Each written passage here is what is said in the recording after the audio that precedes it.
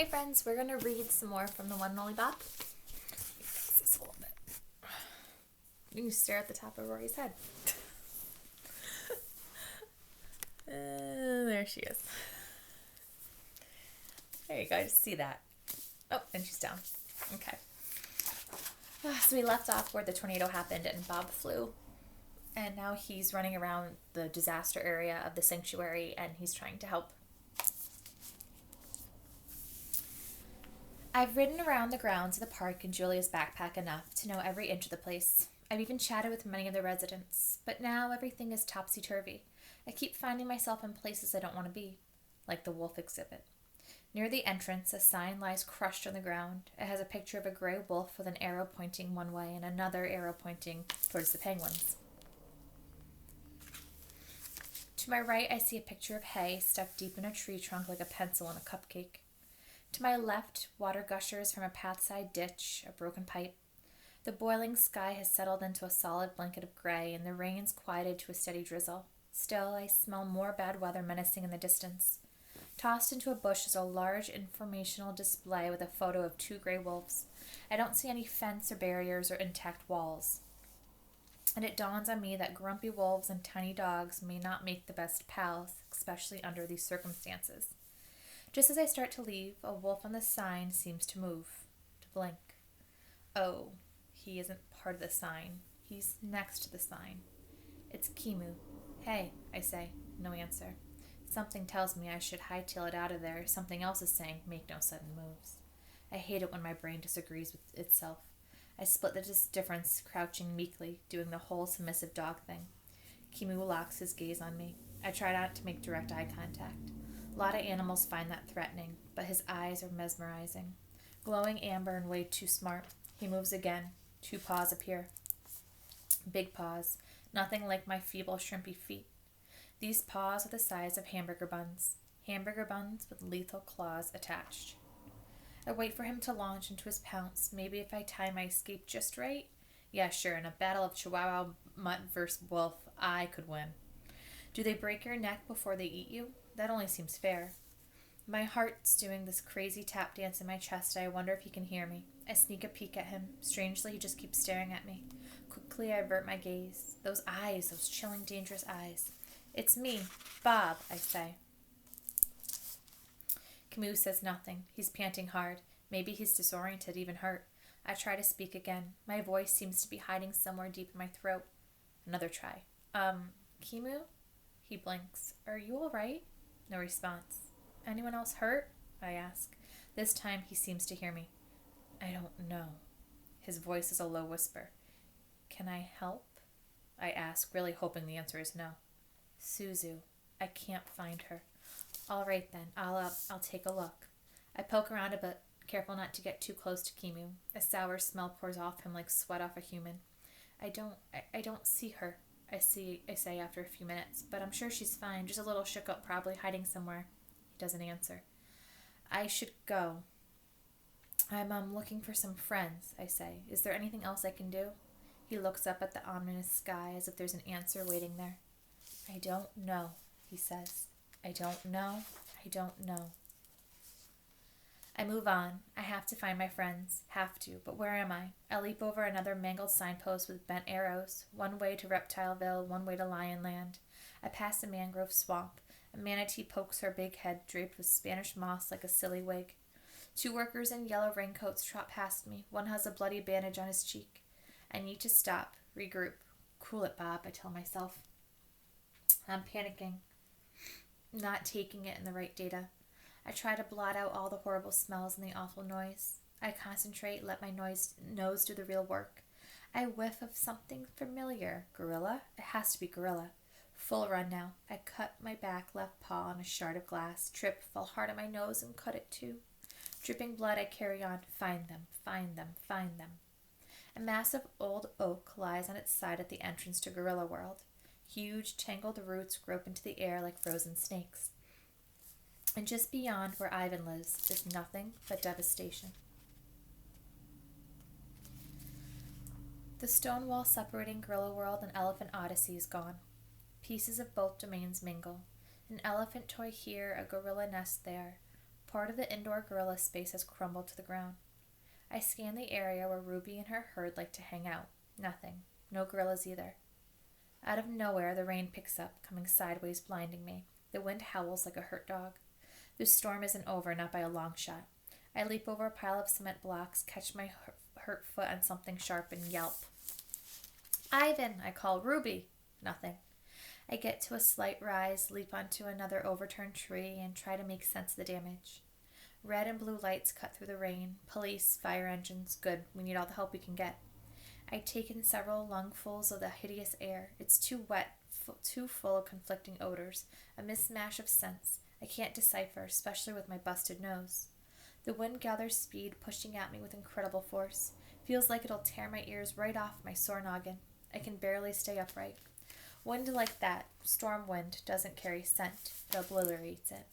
Help! Help us! It's a tiny, desperate voice. Maybe even Ruby's voice. I pick my way through the debris, trying to lock onto the sound, and it ain't easy. Please, help us. Climbing over the remains of the wall, the one I was sitting on what seems like moments ago, I find myself at the back of the bank of the moat. Ruby, I call at the top of my lungs. Uncle Bob. The sound of my name cuts through the gloom like a shaft of sun.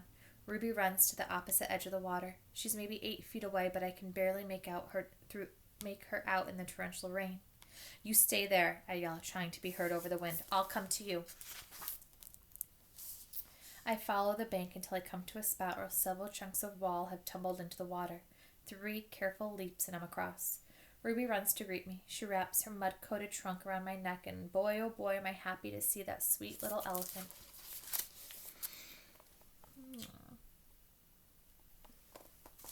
You hurt, Ruby? I ask. Is everyone all right? Ruby sniffles. Yes, but come quick. She dashes off before I can ask any more. 5 of Ruby's aunts stand by the elephant's side of the moat. Each one has her trunk plunged deep into the dark, muddy water. They look like a bunch of kids trying to find a lost toy in a swimming pool. It's almost funny until I see what they're reaching for. A baby gorilla is in the moat. The tiny gal keeps grabbing for a trunk to hold on to and then slipping free. Her terrified screeches fill the air. It's kudzu, Ivan's favorite.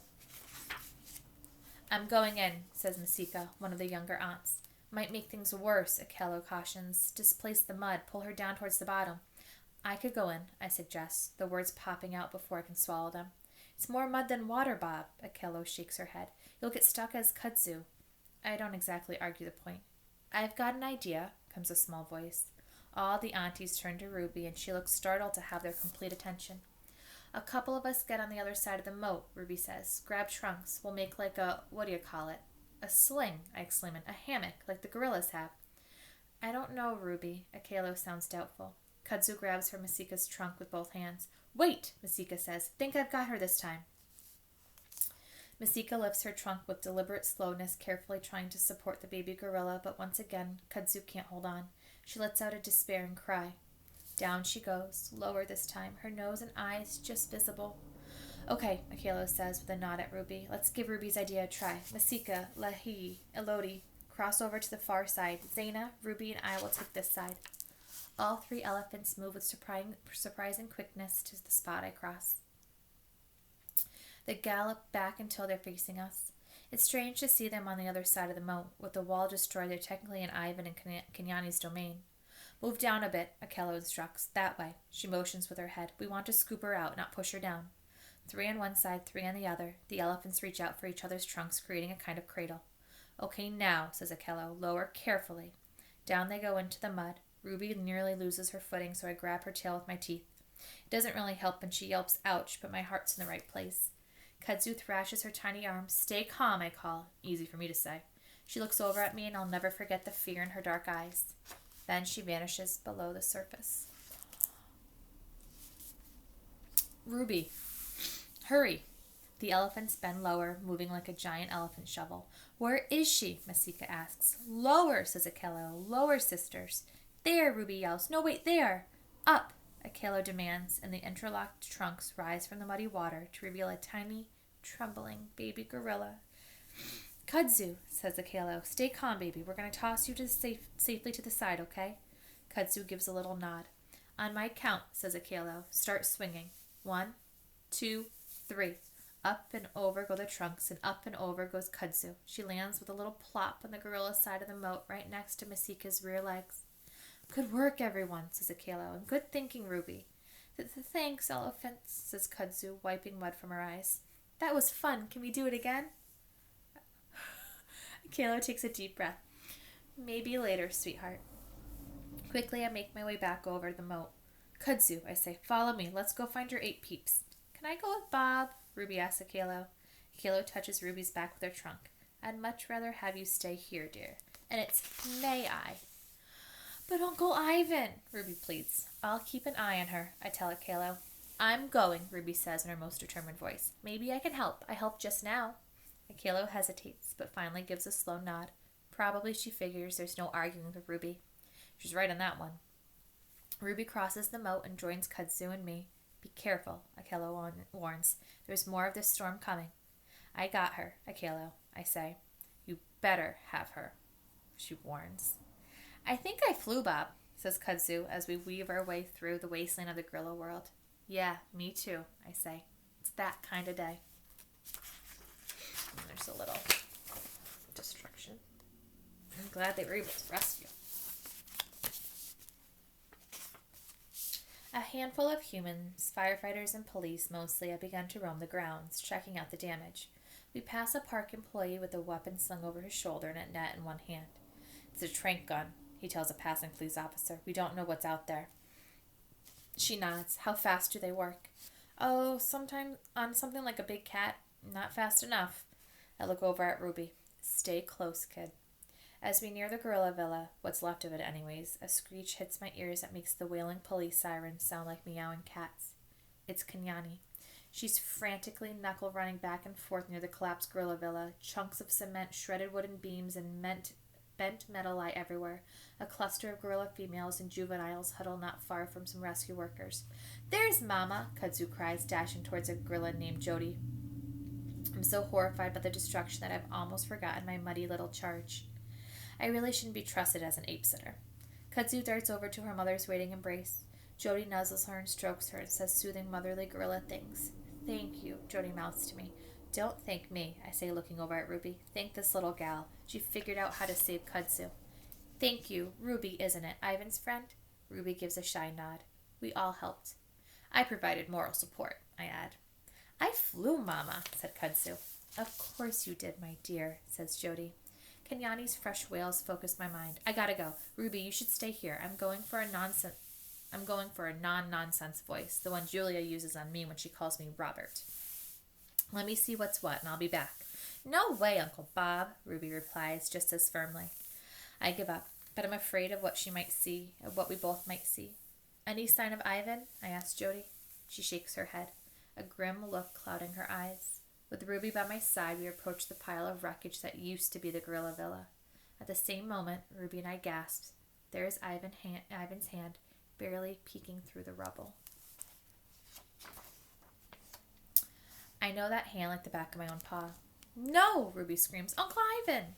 I check the crowd. No sign of Julia or George. Nothing. No Maya either or other keepers I recognize. Just a few employees, several rescue workers, and 2 or 3 dazed-looking visitors. Is he alive? A firefighter asks. Hand, whatever it's called, isn't moving, says another. Weaving my way through the tangle of legs, I climb up the rubble pile, sniff a bit, and bark my loudest. Yes, he's alive. Get your rear ends in gear. Just like those overachieving rescue dogs in the Man's Best Friend show. I listen for a sound from Ivan, a grunt, a cry for help, nothing. Still, he smells alive. At least I think he does, and that's good enough for me. Another dog races over, a tough-looking German shepherd wearing an impressive glow-in-the-dark vest and some booty things to protect her feet from the rubble, but I hold my ground. This is my friend we're talking about. I lick Ivan's hand. His fingers twitch. Well, that's all it takes to get both of us barking like maniacs. More people gather. I see Maya next to Ruby, which makes me feel better. Name's Zena, says the shepherd. Bob. I nudge Ivan's fingers with my nose. Nothing. And this is Ivan, my best bud. Sorry to hear it, she replies, and I don't like the sound of her voice. With great care, and far too slowly for my taste, rescue workers begin removing chunks of the wreckage and tossing them to one side. Zena and me, we mostly stay out of the way, but every so often I lick Ivan's hand so he knows we've got him covered. I glance over at Maya and Ruby. Maya is wiping tears from her eyes while she strokes Ruby's ears. Ruby is giving Maya a comforting trunk hug. Good old Ruby, wise beyond her years, that gal. I check the crowd again. Still, no sign of Julia or George, and that's when a sickening thought hits me like a bite on my belly. What if Ivan isn't the only one under the rubble? More police cars and ambulances arrive at the park. A handful of keepers stream in too, looking frantic and confused. The weirdest thing of all, wandering through all the destruction are random park residents. Animals, birds, reptiles. Residents who would definitely do not belong in Gorilla World. Police officers chasing an armadillo. A great blue heron watches the mayhem from her position atop a giraffe statue. A wallaby pokes its nose out of a bush, his saucer eyes catching the fire engine lights. Nets! Someone yelled. We need more nets! An older gentleman holding a blue umbrella lets out a blood-curdling scream. Dragon! He cries. I swear to you, I saw a baby dragon. Sir, says a keeper named Malik. No worries. That's actually a Gila monster. His name is Gilligan. A paramedic raises his hand. They have, venom, don't they?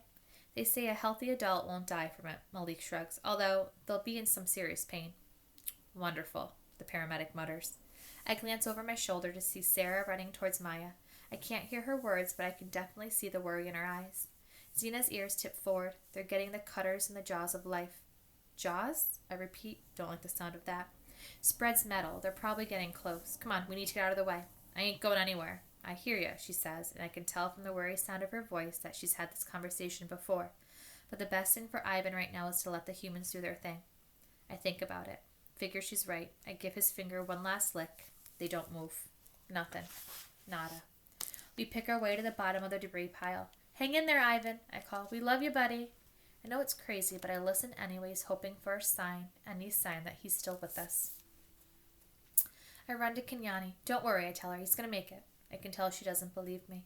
From there, I head over to Maya and Sarah and Ruby. Maya has a radio handset in one hand and for some reason a young squirmy meerkat in the other. Sarah kneels down and hugs me tighter than any sweater she'd ever knit.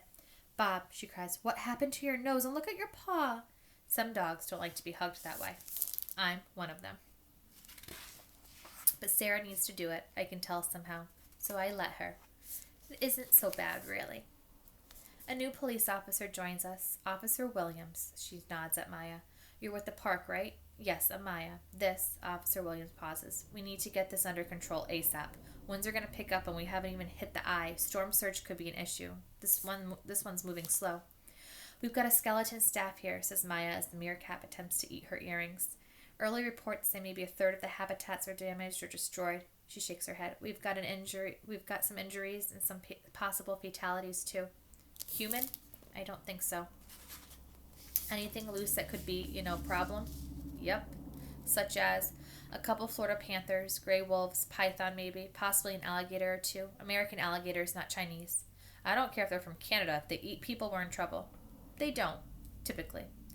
Typically, Officer Williams repeats. Well, that's reassuring. Sarah loosens her grip on me ever so slightly. Maya, she asks, voice trembling, have you heard anything on the radio from George and Julia? I keep calling, but the cell towers are down. Nothing yet, but I'm sure they're fine, Maya says. Near shelters over at Lincoln Elementary, says Officer Williams. You could check there. Sarah frowns. They were probably right here before the tornado hit. We're searching the park, ma'am, says the officer. We'll find them if they're here. Everybody clear out. A firefighter with a megaphone yells from a spot near Ivan. Could be danger or more. We're looking at the last piece of metal beam. It could collapse. I look to see if Ivan's fingers are moving. Nothing. Hold on, Ivan, I yell. Nothing. Sometimes nothing is the worst sound in the world. Ruby lets out a little elephant cry, and then I realize maybe that's the worst sound in the world. The wind dies down to a whisper, as if the world is holding its breath along with the rest of us. Do you have any vets standing by? Asked Officer Williams as two more ambulances screeched to a halt nearby. Yes, not sure when they'll get here, though. Officer Williams waves down an ambulance crew member. You ever give CPR to a gorilla? Primate's a primate, I guess, he says, but he doesn't look too sure. What's going on? We're waiting on equipment, but we're stretched pretty thin. Lots of structural damage on the north side of town, says Officer Williams. They're going to get a chain on the last beam. Try pulling it free with one of the cars. Somebody's under there? Gorilla, we think. Not sure what else, or who else. I look at all the cement, all the wood and metal. Nobody could survive that, not even a silverback gorilla with the strength of 8 men. And yet, Ivan's fingers moved. And then they didn't. Several minutes pass. The rain slows a bit along with the wind. The crowd watches as 3 firefighters attach a long chain to the metal beam next to Ivan, then hook it to a tow bar on the rear end of a police car. "Back up, folks," calls the megaphone guy. "Farther." The chain clanks. The car growls. The wheels squeak. Grinding, groaning. Progress just a bit. The big chunk of metal has definitely moved a whisker or two. More grinding. Wheels dig holes into the ground. Mud flies up like thick brown rain. A lurch, a snap. Clanks and rumbles as the big beam jerks free. The rescue workers move in, digging with their bare hands. Cement and dust and metal and bits and pieces of Gorilla World are everywhere. But where is Ivan? No movement, nothing. But after a few more minutes, one thing is clear. A gorilla-shaped mound has appeared, covered by dust and dirt and debris and splattered with rain. It just lies there. I've lost a lot in my life. My whole family, Stella. But Ivan? No, it can't happen. Not Ivan. The mound sits up. Ivan emerges from a cloud of dust like a jumbo-sized ghost. He blinks several times, coughs, shakes, stretches a little. He's holding a banana, which he proceeds to eat. Everyone, and I do mean everyone, cheers. Aww. We're going to stop there. Yay, Ivan. I was a little worried. I'm worried about these animals on the run. Ugh.